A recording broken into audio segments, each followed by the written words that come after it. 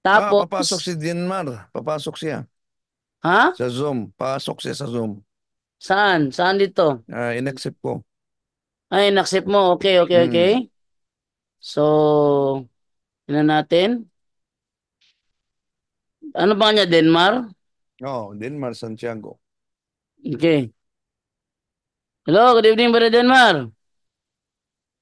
Good evening. Okay, yan.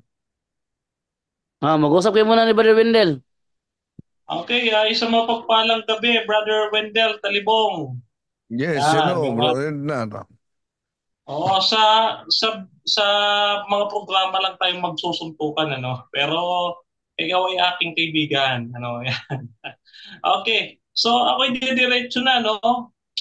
Ang ating discussion, no, unahin natin linawin. Wala akong sinabi ng Osamis. Ikaw ang nagbanggit ng Osamis. Ang sabi ko, Mindanao. Yes, Alam mo ba Mindanao. ba? Oo. Ang nasa isip ko ay doon sana sa Jensan, sa baluarte ni Alfred Muho. Kilala mo si Alfred Muho, di ba? So, doon ko naiisip. Pero yung Osamis, alam ko na bahagi yan ng Mindanao. Pero sabi ko nga sa iyo, gusto ko sana sa neutral ground, no? Na ah, yung kumbaga hindi baluarte ng CFD at hindi rin baluarte ng Adventist. Kasi ang mangyayari niyan, maliit lang na grupo katulad ng 3E Media, no? Oh, katulad ng 3E Media, maliit lang ang 3E Media, no?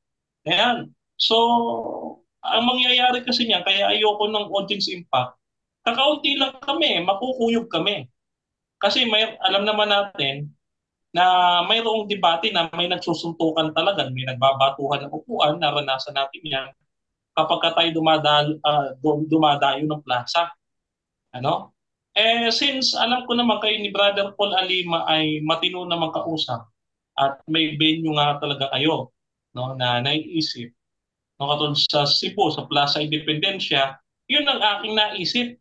Kasi yun ang nabanggit sa akin ni Paul Alima noon, yung Plaza Independencia. Ano?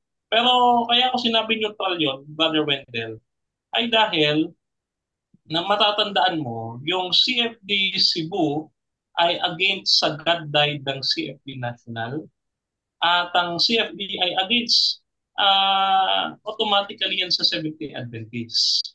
Kaya quits tayo. Ikaw ay nasa National o ako ay nasa Adventist. Oh, so O, so, walang problema yan, bro Denmar. Tatanggapin ko. Pero yung sinabi mo na may naganap na suntukan kahit kailan hindi pa yan nangyari sa simbahang Katoliko, no? Na debate.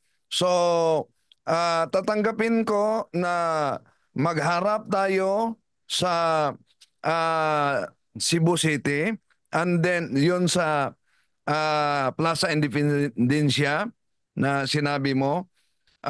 Ito ang counter ko sa hamon ninyo dahil nagsimula itong debate nila ni Father Darwin batay sa hamon ni Pastor Chris Bacalares, no?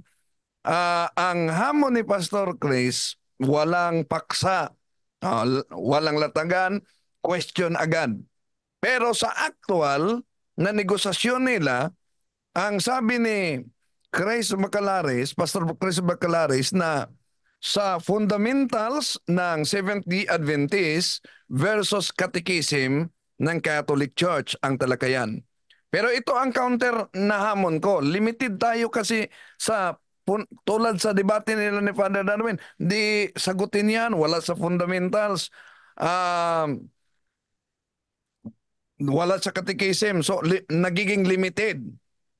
Ang gusto ko, lahat na aral kahit wala, basta itinuturo ng Seventh-day Adventist, kahit nasa magasin ninyo, kahit nasa mga aklat na kinukot ninyo na aklat daw katoliko na kinukot. Halimbawa, yung ginagamit ninyong national uh, na Catholic National na aklat.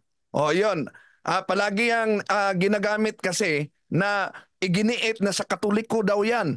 na kahit kailan, hindi talaga yan sa Katoliko.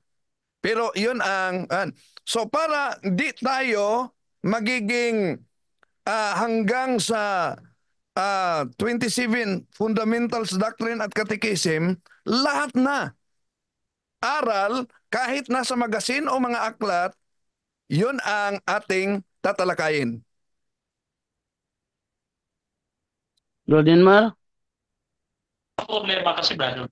Alam mo naman, Brother Wendell, yung ating napag-usapan sa programa, di ba? Ang sabi mo, Anya, sinabihan kita ng tampered kasi dinikita mo ng papel yung contemporary Bible. Though hindi yan ang issue, no? Ngayon, ang sa akin, kaya naman tayo gusto natin ng Brother Demnar, face-to-face. excuse me. Kahit patingnan mo yung original na Bible, walang dikit yun na nangyari. Oo. Walang dikit yun. Pwedeng yun din ang tatalakayin natin na nagtampered ako ng Bible. At patunayan ninyo, dikitan ko, ipakita ko yan sa inyo. No? Pero yun ang gusto ko, no? Di tayo limited sa 27 fundamental doctrines versus catechism. Bakit? Dahil marami akong gustong itanong sa inyo sa paggamit ninyo sa mga aklat na hindi naman sa Katoliko, pero pinapaniwala ninyo sa mga tao na Katoliko yun na aklat na kinokot ninyo. So kaya, ito ang gusto ko sa harapan natin. Yung mga aklat na quotation ninyo na ginagamit, pakitain tayo ng mga original. Yun po, Abrajando.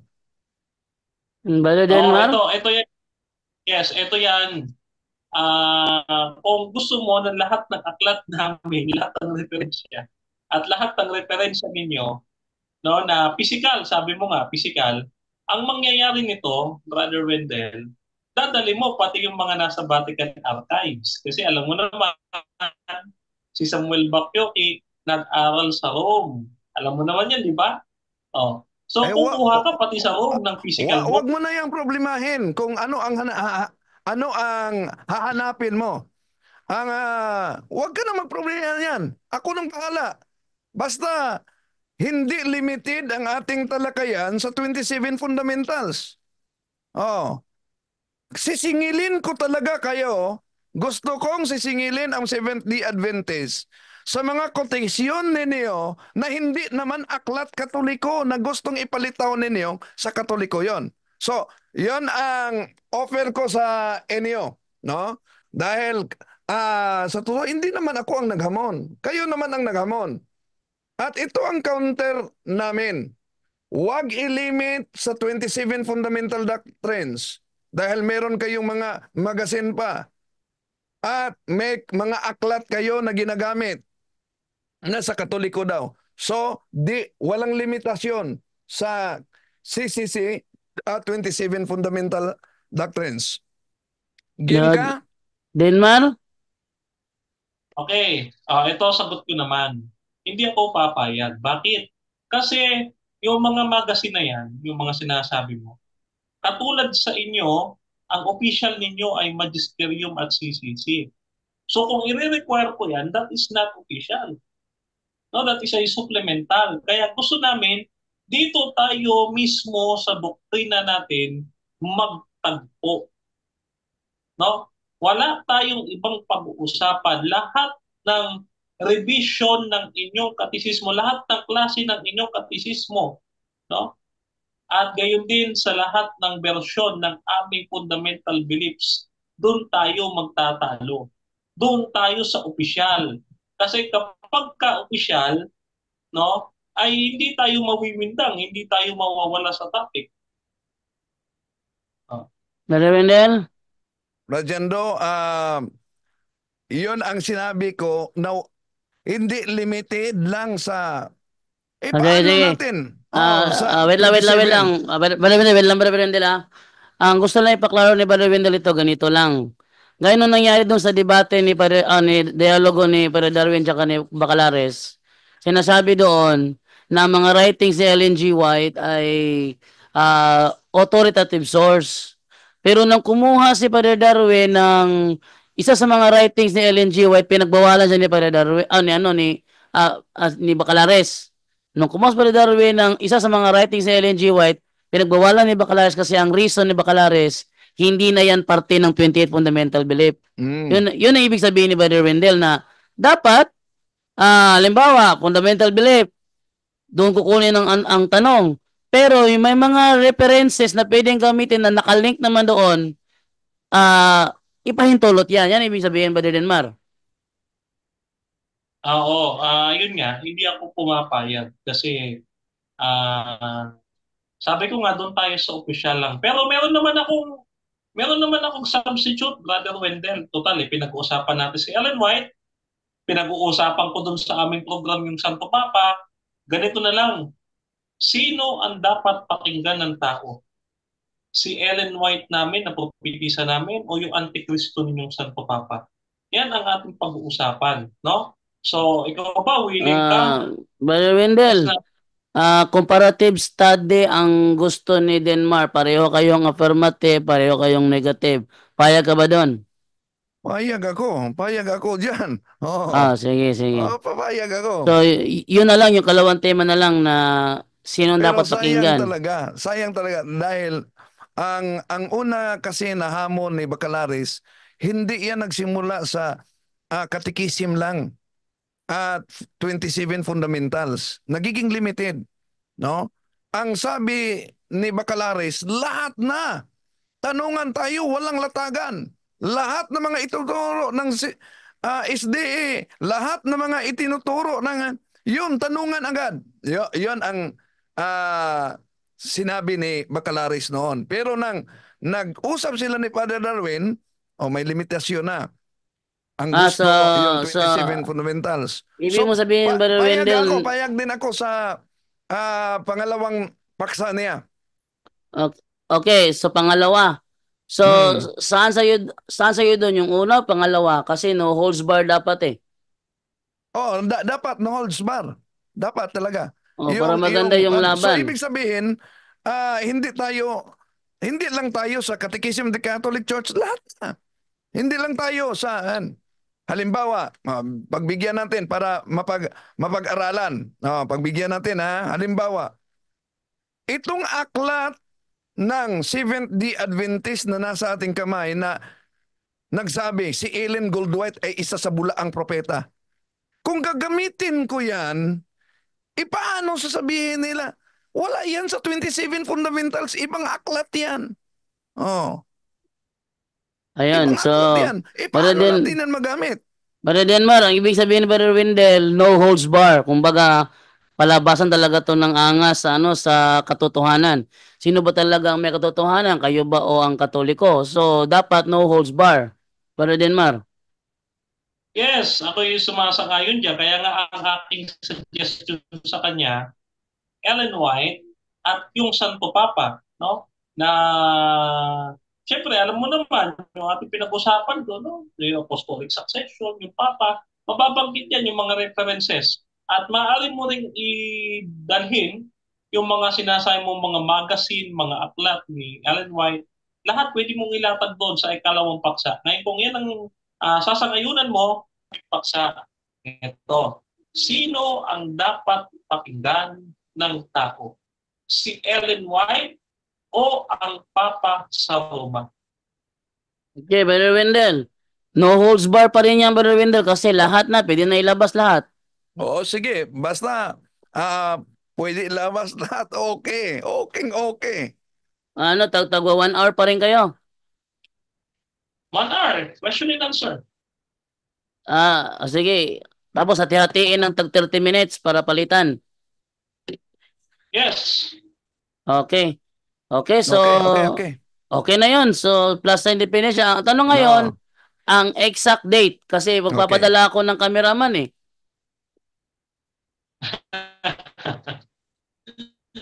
Ito nga. Pero gusto ko lang kasi linawin kasi may nabanggit si Brother Wendell. Kung baka kinukonsidera ko rin. Ang sabi niya, paano daw naging neutral ground yung Cebu? Samantalang may obispo kami doon at mayroon kami spiritual director. Now, gusto ko maging malinaw ito, Brother Wendell, kasi kung sabihin mo na baluarte pala ninyo ito, no? I suggest, no? Ay hindi tayo ito sa baluarte ng Adventist at hindi tayo sa baluarte ng CFD. No? Bagaman ako man ay nagkamali kasi sabi ko nga sa iyo, may CFD Cebu kasi na against sa Ganday doctrine ng CFD National. So malamang ay against sila talaga sa iyo. No? Pero nasa sa iyo yan kung gusto mo talaga sa Cebu. Ako, mag-stick ako doon. Pero kung may iba pang option, sige, go lang tayo. No? Kung may iba pang option, okay lang din. Kung sa Cebu, okay din sa akin. Ano kaya masasabi mo? Brother Denmar. Okay na ako sa Cebu. Okay na sa Brother Wendell sa Cebu. Bro Jando. Ang tanong na lang yung petsa. Jando, bago mo na yung pizza, bro. Kumusta, Brother Denmar? Bro, ano pala okay lang. Isama mo yung mayabang mong kasama na gusto nga munin si Brother Jando para sila din. Tama. Si Jeff. Yung nagsabi na si Jando ang gusto niyang iharap. Isa kay para makita yung kayabangan niya ba? Para magiging dalawa. Sa side sa SDA at sa Catholic. Ano na Brother Denmar? Payag ka na isama si Jeff? Hindi ko masasagot yan, no, sa panig ng 3A Media. Si Brother Jeff ay may sariling kaisipan, no? Hindi ko masasagot yan. Pero ang tiyak ko na pupunta talaga ay si Brother Glenn Alado. Bro Janmar, ipaabot mo na lang sa kanya na huwag siyang magmayabang kung hindi niya kayang haramin si Brother Jando kasi mapapahiya siya, bro. Ito na lang, Brother Denmar. Pwede bang hingin yung Facebook ni Brother Jeff para makontak ko siya? Sige. Ano ba i-chat mo na lang sa akin, bro. Mamaya after this Zoom. Pero, Wendell, okay ba sa'yo yung ating petsa na December na? Kasi ako yung missionary dito sa Laguna. Bali, ang crusade namin, alam naman ni John, dati siya nag-Adventist daw eh. So, may crusade kami na gagawin, preparation ng 1 month at ngayong November nga yung 1 month namin crusade. So, matatapos siya November 30. Definitely talaga, December talaga makukonsider ko na petsa. Ngayon, merong 4 na linggo ang December, no? Sunday lang kasi ako available eh, no? Sunday. So merong 4 na Sunday ang December. Ano ba ang kung halimbawa first Sunday of December or second, ano prepare mo? Pwede, first Sunday.